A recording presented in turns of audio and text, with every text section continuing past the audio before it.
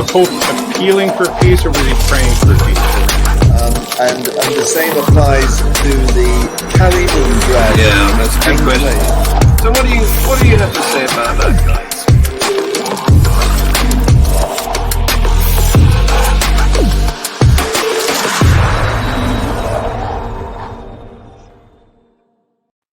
Good morning, afternoon, evening, wherever you are, and welcome to the latest edition of Global Atheist News Review, where we have a panel of wise people to give their opinions about the news.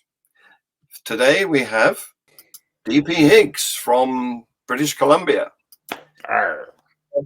Scott Weigold from California, Tersia de Plessis from South Africa, Guy Otten from Manchester, and Frank Lovell from Kentucky. We also may be joined later on by David Orenstein from Manhattan, but he couldn't make the beginning of the show. So we'll add him in if he arrives later. Okay, guys, thank you very much for coming. Here's our first news item, I think. No, I haven't got it. Oh, where's it gone? Oh, this is useless. Is it the Iran police fire on mourners for the female protester's funeral? Yes, it is, but that's not the crib sheet I'm looking for. Give me a minute, please. Dearie me. This one. Okay. Yeah. So, in Tehran. No, not that one. I beg your pardon. I clicked on it and it came up wrongly. Okay, this time. What do you do, drunken sailor? The Iranian security forces have opened fire on crowds near Tehran when they were mourning a woman who was shot dead while protesting.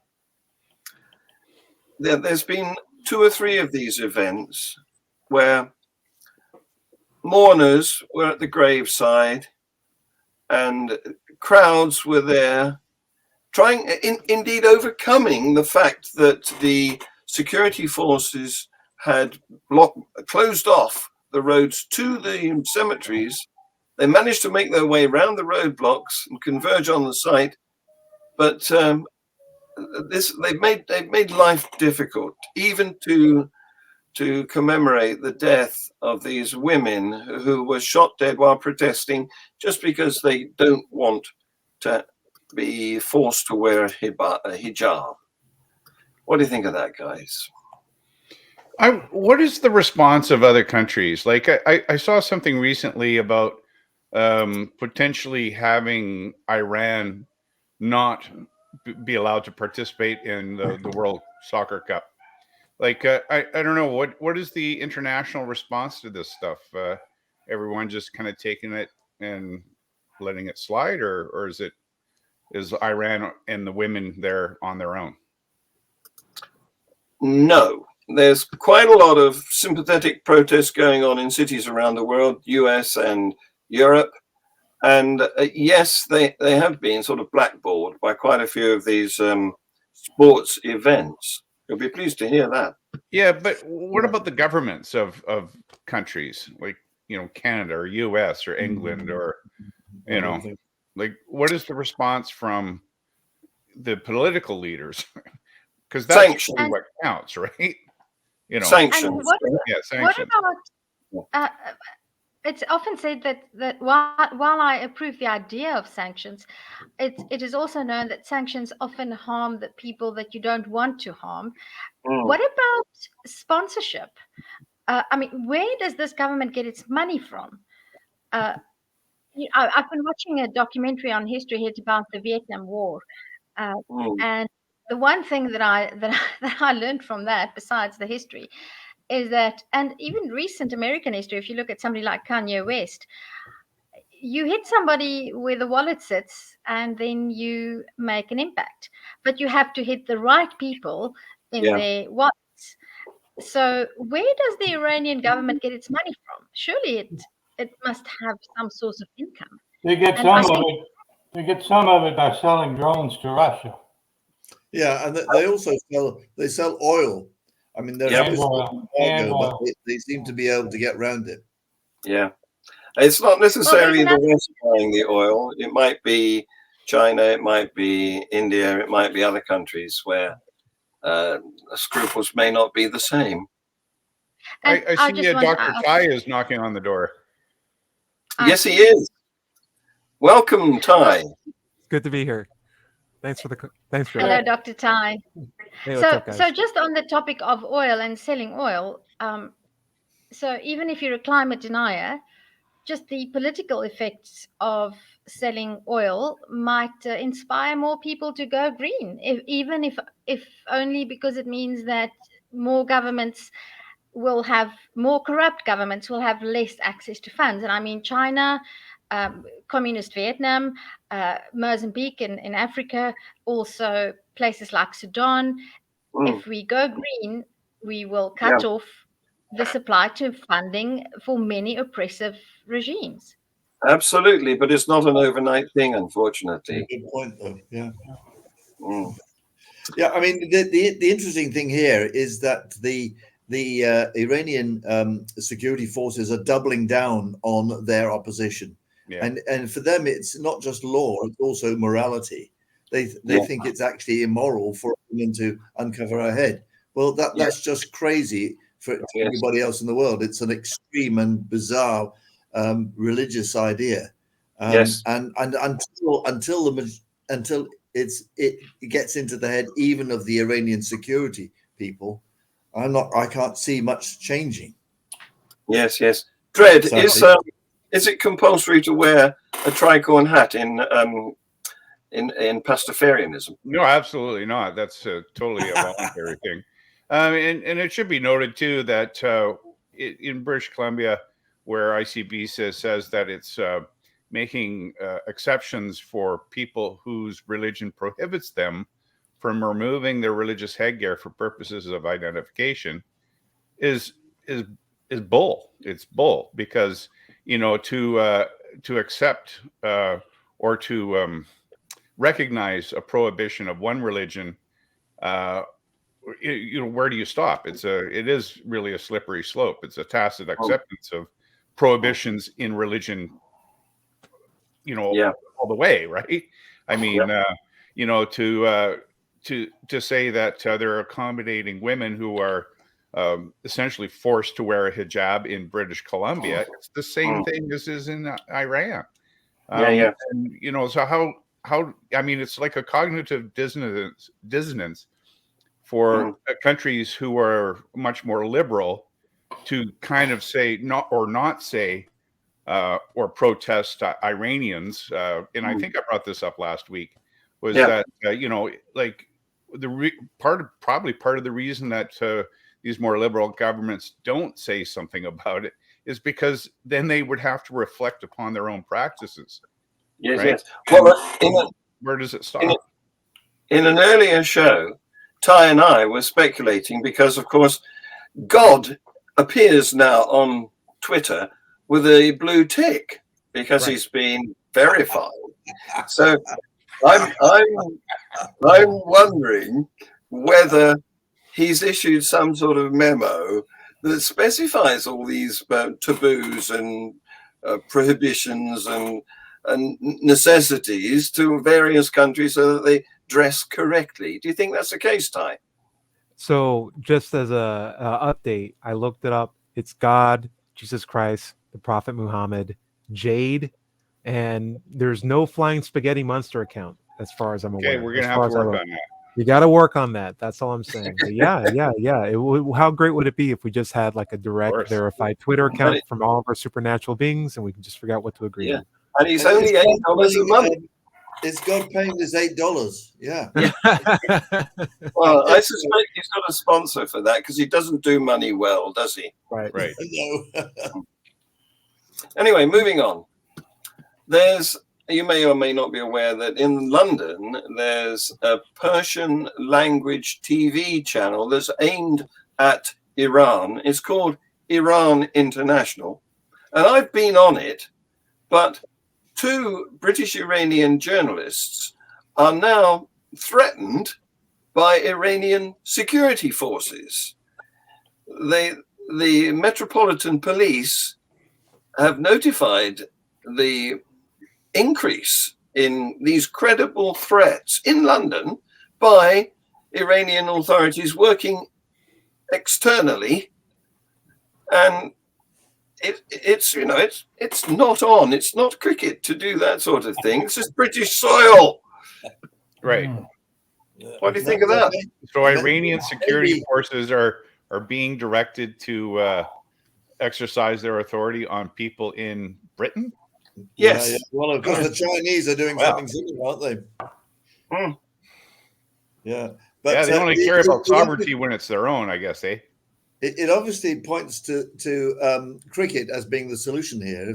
If the Iranians start playing cricket, then everything will fall into place. Well, speaking as a member of the tribe that's recently won the 2020 World Tournament in Australia, I think more cricket the better. What is this fascinating sport you guys keep speaking of? It's like baseball, but more complicated. So like Quidditch, but less British? Is that what you're saying? I'm all about lacrosse, personally. So Is that the Christian lacrosse? Oh, play on words. I don't know why I got it. Yeah. Too soon. Yes. So, but the Iranian guards, and what do they call themselves? The Iranian Revolutionary Guards, those ones? Yeah, that's the ones. The Iranian Revolutionary Guard Corps, the IRGC, they can't reach everywhere, apparently, even in Iran, where TikTok videos have escaped showing women in the street without scarves on their heads, and there's somebody holding up a camera in one hand, and he's fist bumping them as they go past, and they're accepting the fist bumps, and then he opens his fist, and it contains a sweet, which they then take. So obviously their powers are limited. That's good, isn't it? Yeah. Here's another goodish piece of news. You may remember that there was a horrific terrorist event in Kabul, Afghanistan, back, I think, in April, when a car bomb, no, it wasn't a car bomb, it was a suicide bomber, entered the Kaj Education Center and set off his bomb, killed himself, but he also injured about 50 people, killed and injured. No, 50 people were killed. Dozens were injured, mostly female students who were doing an exam, a preparatory exam, a mock exam. And these were sitting in the front row. And one of the survivors lost an eye and sustained severe damage to her jaw.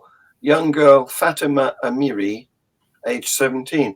She has just sat her real exam that she was preparing for back then, and she's got 85%.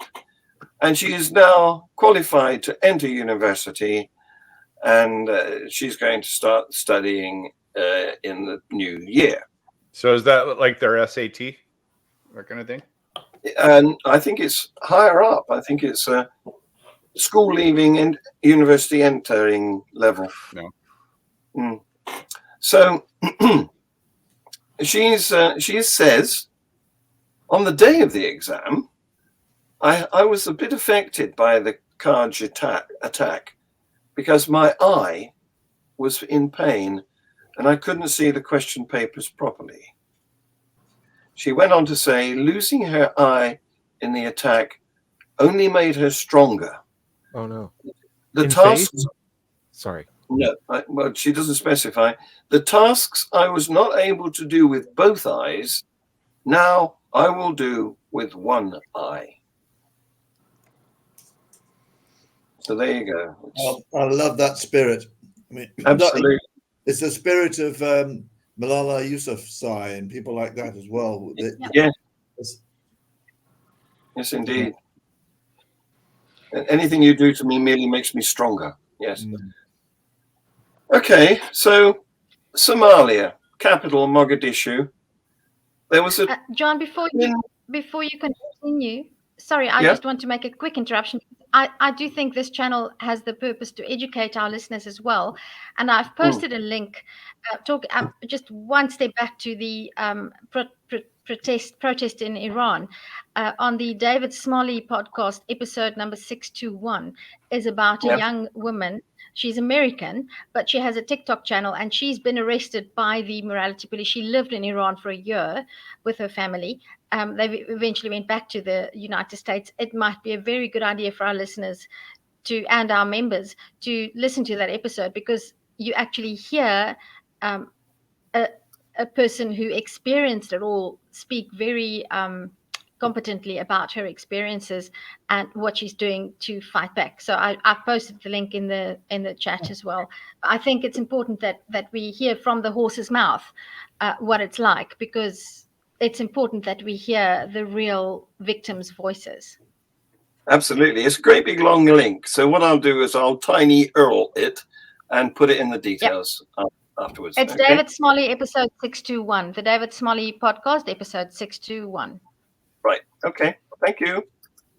Okay. So President Hassan Sheikh Mohammed, he is the president of Somalia, and he has said, so far, following this twin car bombing, the number of people who died has reached 100 and 300 are wounded, and the numbers continue to increase. That's after he visited the blast location. The Islamist group linked to Al-Qaeda, known as Al-Shabaab, have claimed responsibility. In other words, they're proud of it. Yeah. Who would be? You'd have to have a warped brain, wouldn't you, to be proud of that? I always think when the newspapers report this and they say that so-and-so has claimed responsibility, they ought to say, has accepted blame. Much better. Yeah.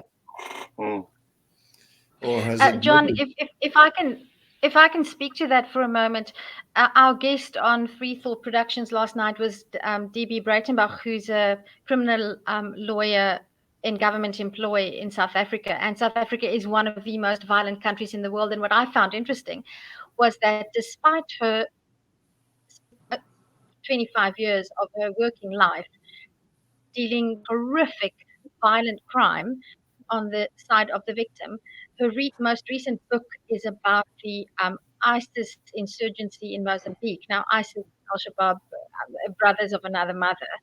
And what I think maybe Guy's expression a moment ago conveyed to me is somebody like D.B. Breitenbach, who works with the most horrific examples of violent crime, said last night that she was more traumatized by writing about the ISIS insurgency into Mozambique than she is by what she has to deal with in her life, dealing with violent crimes like rapes and murders every single day. And I think that gives perspective on the things that happen in places like Somalia and Mozambique and other parts of it. And it's very scary for me to think that it's, Mozambique, the closest, in KZN, where I used to live, the closest border with Mozambique was 200 kilometers from where I lived. Yes. These things happen on our doorstep. Well, not your doorsteps, but on my doorstep. Yes. And the suffering that people go through is just unimaginable. Yes. The difference is, of course, she's been dealing with what you might call relatively small criminal activities, whereas these things are mass atrocities in Somalia. Yeah. Okay, well, I've got another piece of moderately good news, because In Norway, apparently, Jehovah's Witnesses have been registered as a religious community since 1985, and their registration comes up for renewal at the end of this year. And the state administrator have notified them they're considering withdrawing the registration. Now, what does that actually mean? That they can't worship there, or No, it means they won't be recognized as a proper faith. Based on what? Yeah. Based on I want to them ask. not meeting the requirements to be registered. $8 a month. Yeah, well, that's what I would like to know. Like, if is it just a technical thing, or are they trying to get to the root of what they believe as being the problem? No. I think in Norway, what happens is that a percentage of everybody's tax is taken and distributed to the religious organization that you declare on your tax return that you belong to. So the humanists in Norway get a lot of money because a lot of people say they're humanists. So that percentage of their tax, it may only be 0.1% or something, is given to the Humanist Society of Norway. So I think that it means that the Jehovah's Witnesses will lose a lot of their income. Yes, you're absolutely right. Because in order to, they get a grant, it's called a grant, and there are conditions that they have to meet in order to qualify. And they have been given a deadline to correct their meeting of the conditions, or they will have the grant rejected. Right. And so that we that have would, any idea which conditions they're not? I don't administrative, right? Like a proper audit of the books, or filling out of the forms, or that kind of stuff. Being able to read Norwegian. I mean, hopefully it'll be things like gay equality and female equality and things like that. But we don't know. I mean, the interesting thing is the principle, because there have been attempts in the UK to deprive, for instance, the Scientologists of their charitable status. Yes. Different system. We have charitable status, and every charity can claim a subsidy from the government in relation to the donations that they get. Mm-hmm. Yes. And we like the idea of actually the state, the secular state, or a secular state, taking a view on some of the extraordinary, bizarre, and unacceptable beliefs and activities of these groups. Yes. What they get in this country, as Guy was saying, is they get the tax back from the sponsor who's donated to the charity. And obviously we have the power to withdraw that consensus. Yeah. And there's probably, like we have here in Canada, the statutory forgiveness of real estate taxes, property taxes, both on a provincial level. There's a statutory relief of property taxes for religious organizations. On the footprint of the building. But that, of course, is not enough, because then they go to the individual municipalities and appeal to them to give them further relief of whatever remaining tax burden is owing, which is probably like 10%. So there's a statutory relief of 90, and then they go after the next 10%. And of course, there's always a push to have their parking lots included as part of the footprint of their places of worship. It's crazy. Yeah, they'll try anything, won't they? Yes. I worry about this. Go ahead. My only concern about this is, in the event that they don't get the accreditation, they can spin it as a persecution complex fuel. Sure. And if there's one thing that people who aren't being persecuted love, is claiming they're being persecuted. So there's that. Something else, just to add on to that, while I think it should be like that, it would be interesting to know what exactly the criteria is, because why only the Jehovah's Witness, and like Dr. Tai said, that could cause them to say we're being persecuted, and why. And then if the criteria is not set out very clearly, when does when do humanists lose their funding as well? And if you're only going to take the Jehovah's Witness off the list, why not the Catholic Church and all other religions? It would be a double-edged sword straight from Jesus' mouth if we don't watch out. Yeah. Well, there's something else going on in Norway too. No, I think it might be Finland, where there's some sort of, I can't report on that at the moment because it's historic and I can't remember. But I know that there's something going on there, and the atheists are trying to stir it up because the husband of one of their MPs is a member of some religious sect, and she has been writing books supporting his faith, and of course that's not allowed because she's supposed to be secular according to their constitution. So follow that space. It'll probably come back again, like news does, comes around every few minutes. I've got some more good news, guys. Listen to this.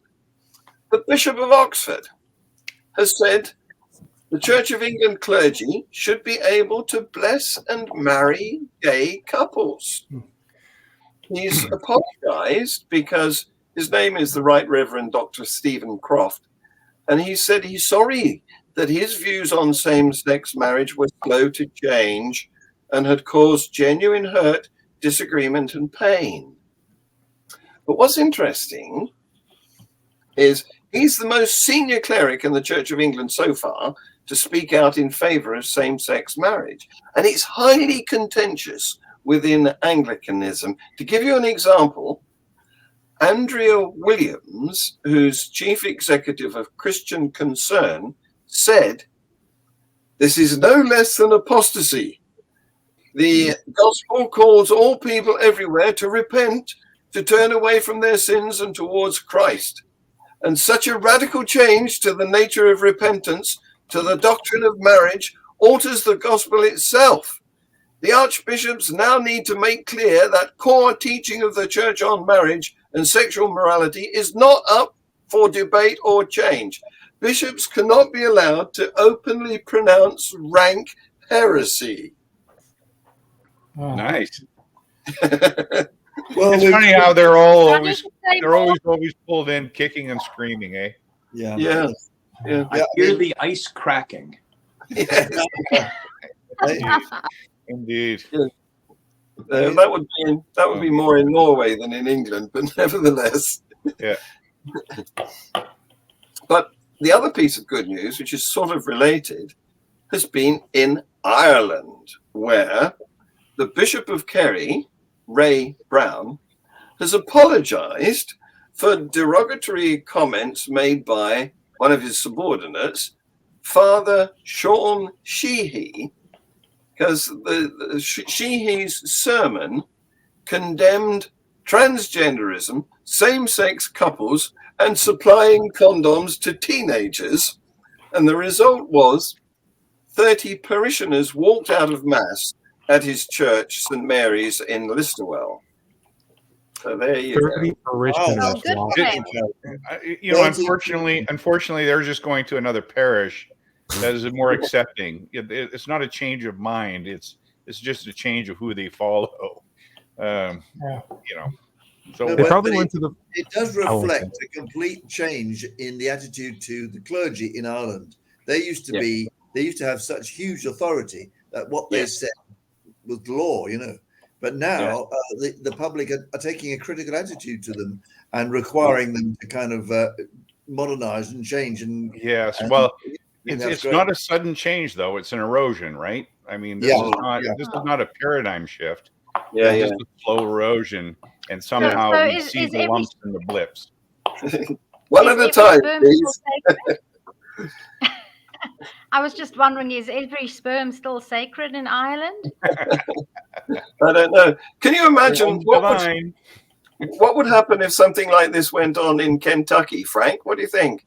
Well, it kind of is going on in Kentucky. We're adjusting to transgenderism, homosexual marriage. We're getting better at letting people pursue happiness in the way they wish. I mean, it's slow, but we're making progress. Good, Well, good. It was, of course, I wasn't here for last week's show, but I had reported for Global Atheist News the fact that the results in from the 2021 census on religiosity, British Columbia, which is the lovely province wherein I reside, 52.1% identified as irreligious or not religiously affiliated. That's the first time in history it's about a majority in Canada. Yeah, that is good news indeed. Yeah. And Scott, Of course, you of might course, be able- there wasn't an opportunity to indicate if you were a Pastafarian, because I think that would have shifted the numbers a little bit. Yeah, might have done. Yeah.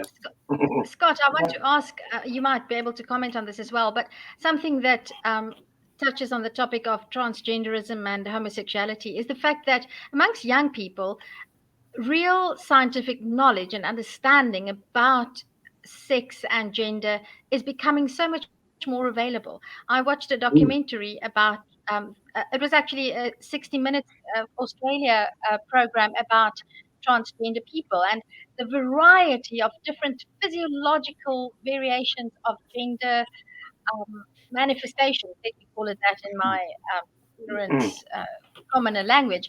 And young people are more and more aware of the scientific biological facts about gender and sexuality. And as that happens, hopefully, there will be more and more understanding, because in the generation that my kids are, they don't have the hang-ups that we used. Well, I didn't even have hang-ups. I didn't know that it was possible to be gay. The word gay, I was not familiar with it. And I mean, I matriculated 30 years ago. So Scott, maybe you can talk to that as well, being a psychologist? Psychiatrist. Psychiatrist, yep. Right, which means at least I can prescribe myself medications. Unethical.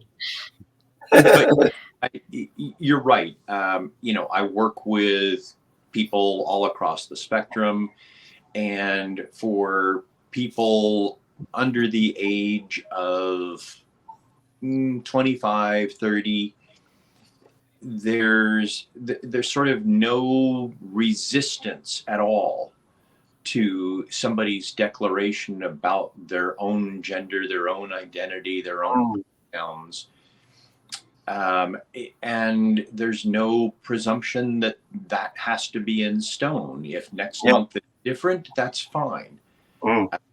It sort of reminds me of, I don't know how many of you are familiar with the Star Trek alien race that has a symbiote inside that lives for many, many generations, and the symbiont goes from body to body across the symbiont's lifespan. The Trill. And there's a great scene where a very staunch and commanding Klingon warrior meets the new body that contains the symbiont with whom he's been friends for many, many years. And he says, oh, my old friend Curzon Dax, I'm so glad to see you. And the person says, well, now I'm Jadzia Dax. And he simply says, oh, my old friend Jadzia Dax, it's so glad to meet you. And to see this, this very gruff, dangerous, kind of ugly warrior, so easily accepting of, well, now I go by a different name and I have slight differences, but you're still my old friend. That's all that matters to me. It's brilliant. Well, the internet, the media and the internet has done amazing things to educate people. I mean, I saw on somewhere, Facebook probably, a meme instructing you how to find the clitoris. Because that's not been widely available up till Can recently. you send that link, please, John? Yeah. Where's the YouTube link? Come on now. Yeah, put that in the chat. That's a joke. That's a joke. Anyway, I want to show you a little clip now because, you know, with the midterm elections going on in the US, clip. Sorry, I couldn't resist. You didn't even try. So with the midterm elections going on, Trump has been holding rallies, and one of his rallies went wildly wrong when he introduced to the stage Kenneth Copeland. Take a look at this. Christian televangelist lunatic Kenneth Copeland, and it got really weird. There are things, this great state of Pennsylvania, liberty was born here.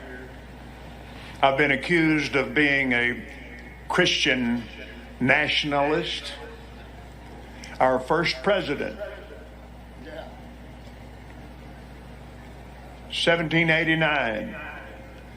This is not slowed down, by the way. This Bible, it's 17th chapter of Genesis, where God made covenant with Abraham. And he read that. And he bowed his knee. Oh, God. And he prayed. Anyway, I won't play the full 2 minutes.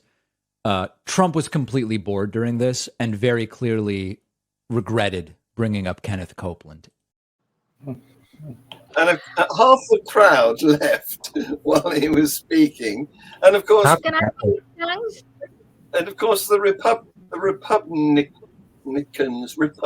Republicans. lost Philadelphia as the outcome of that. Well, I mean, that's great. I mean, what seems to be happening is that you know, the mainstream of America are beginning to realize that these religious nutcases are religious nutcases. Now, how far has that got? But I mean, it can't happen too soon, really, can it? Yeah. Right.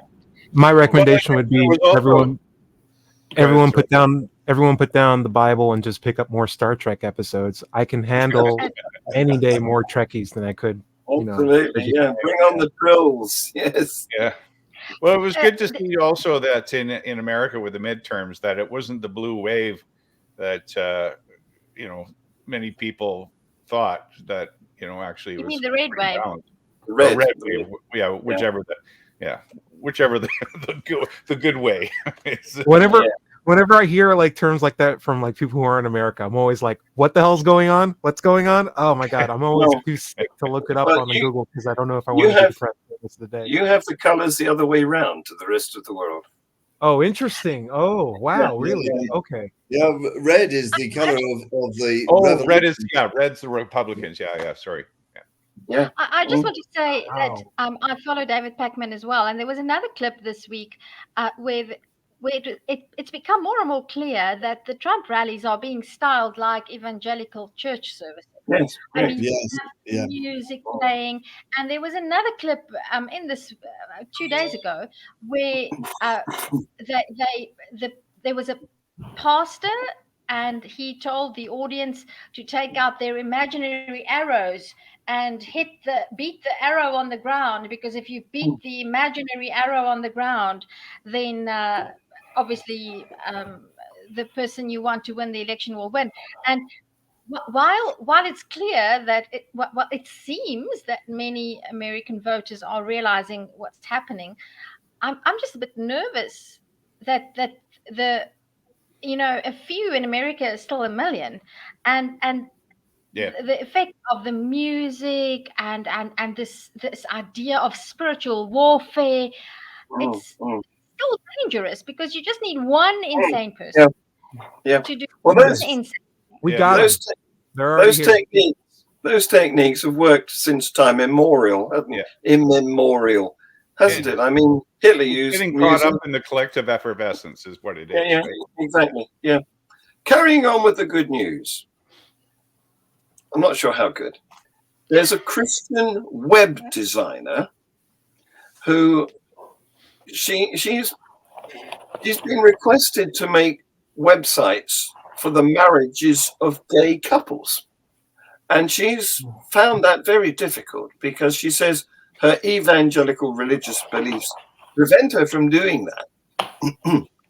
And there's a court case about this because they think that she's discriminating against them. And this court battle has reached the US Supreme Court, and she's arguing that she's trying to protect everyone's right to free speech by victimizing gay couples. I don't understand what's going on. You know, there was a similar case about the cake maker. Yes, right? That's right. You know, yes, so it's right along that line, isn't it? Yeah, I'm being persecuted. Yes, yeah.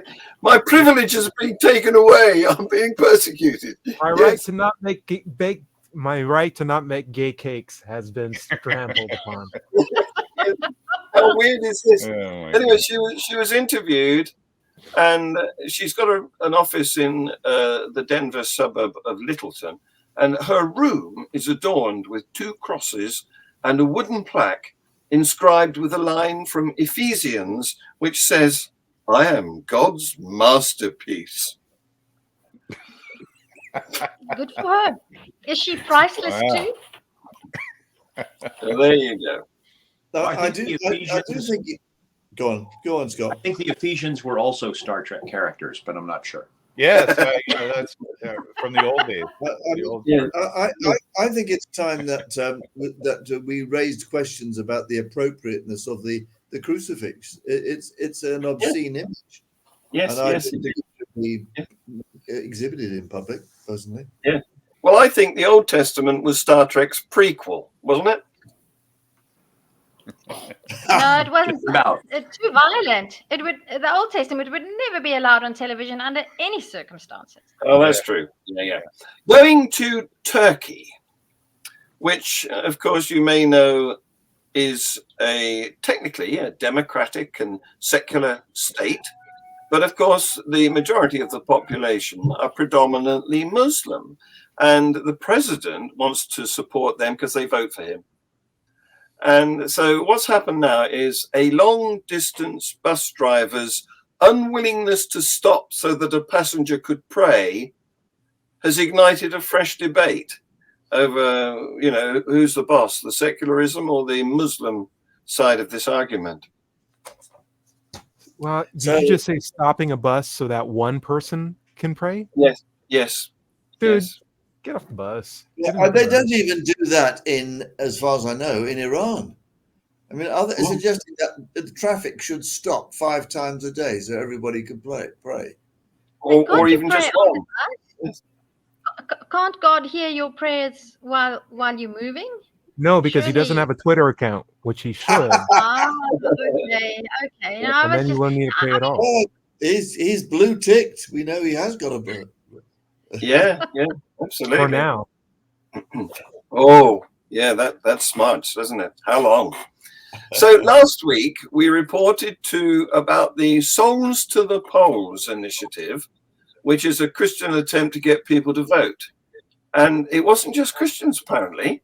The Muslim American voters have also been got to the polls, and they've been encouraged by candidate forums at mosques, by knocking on household doors and holding community events, by organizations like Georgia Muslim Voter Project, Latino and Muslim Unity in Southern California, where you are, Scott, Engage, and the Council on American Islamic Relations. They've been doing this, get the Muslim souls to the polls. So some message about your constitution is not reaching home.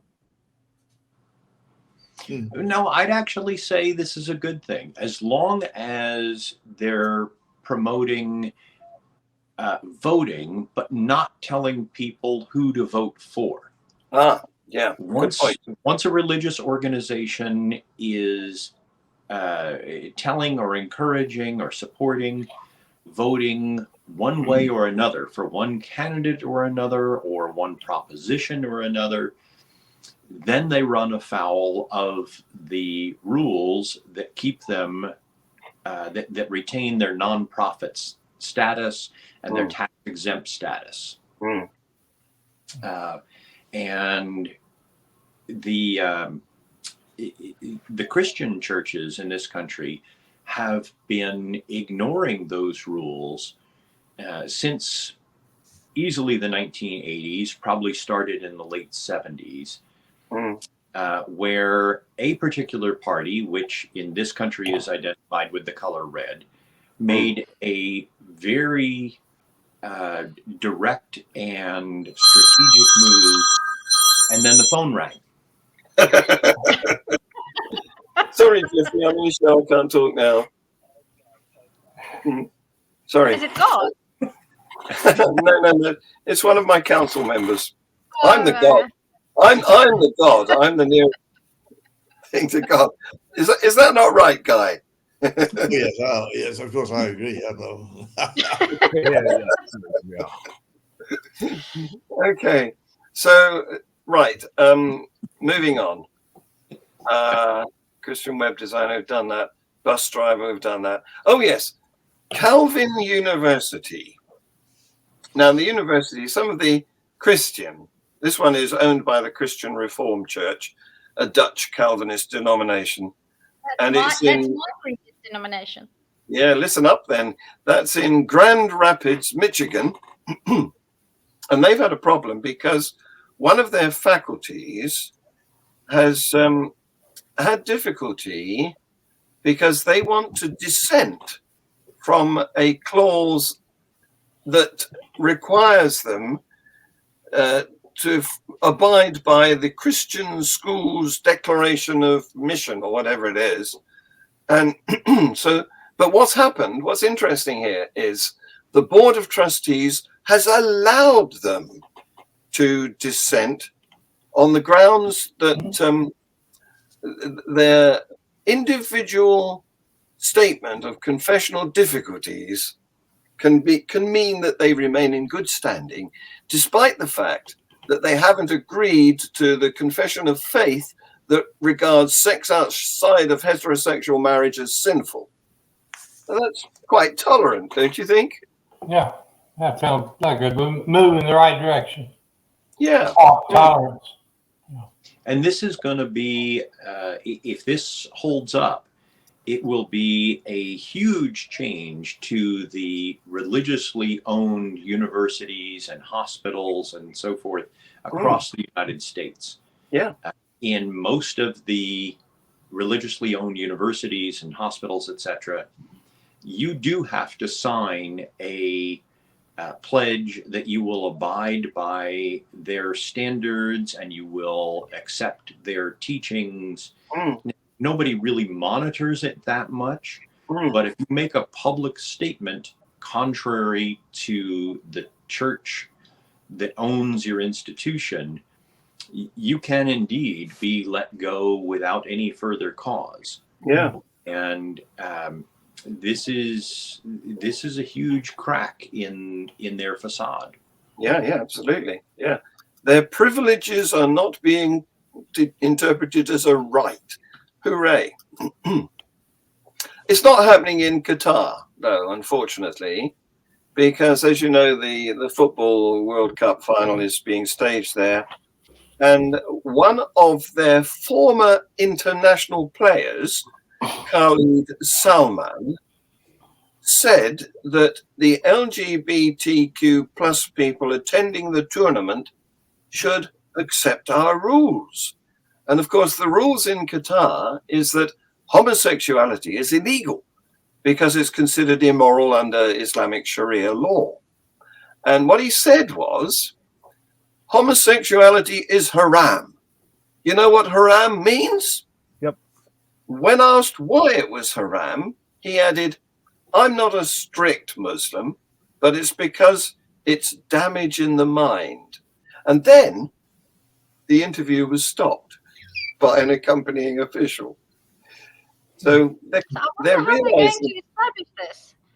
Are they going to examine people to find out if they're trans? Are they going to ask anybody? How do they have dogs that sniff out gay people? Well, how are they going to do this?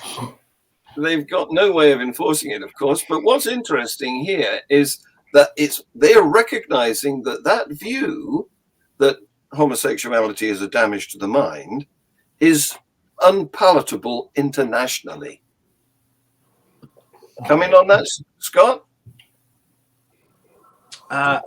Only that this is one of the cases where we see capitalism and commercialism actually taking a stance against such extremist views, because those views will cause the World Cup to lose money. Yes. Money is the god. Absolutely. Yeah, and it's too bad that that's what's driving it, right? Yeah. It's not about morality or sensibility. It's about money. Yeah. How much money did they spend on this already? I think it was the most any other country had ever. Yeah. Combined. Huge amounts. Yeah. Finally, and you'll really like this because it chimes with what you were talking about, happened in Canada recently with the census results, Dred. But this is a recent study that's released by the Cultural Research Center of Arizona Christian University, and it revealed that 7 out of 10 adults claim to support traditional moral values in America, but there's a significant transition in the public perception of the Bible's role in defining traditional moral values. The survey revealed that traditional moral values include integrity, justice, kindness, non-discrimination, trustworthiness, free expression, property ownership, individual self-expression, and self-control. Mostly good stuff, you'd think. But what they say now is that doesn't come from the Bible. It comes from what you feel in your heart. Whoa. It's another step in the right direction. Yeah, absolutely. Suddenly, Global Atheist News Review has turned cuddly. Who'd have thought? Well, Frank, I'm a bit more cynical, I suppose, because if morality is what you feel in your heart, then That's problematic. that could be problematic, because not too long ago in my own country, it was moral to discriminate against people of color, and if you just feel that in your heart, then I would. Well, that's moral relativism, right? Yeah, but look, let's face It's an argument from intuition. morality is relative to some degree. Yes. Let's not get too deeply into this, guys, because we're coming to the end of the show. This is a big subject, and we can make a whole show about that sometime in the future. We need to start making these whole shows. Okay. These 4 topics that I'd like to have a whole show about. Okay. I hear you. You're pushing me to work harder. I can do that. Don't worry. Yeah, but in this case, and in a lot of cases, the word heart, the concept of heart, is being used metaphorically, isn't it? Let's face it, it's a pump. It's a pump, yeah. Yeah, well. So I did have one last news item that came to my attention.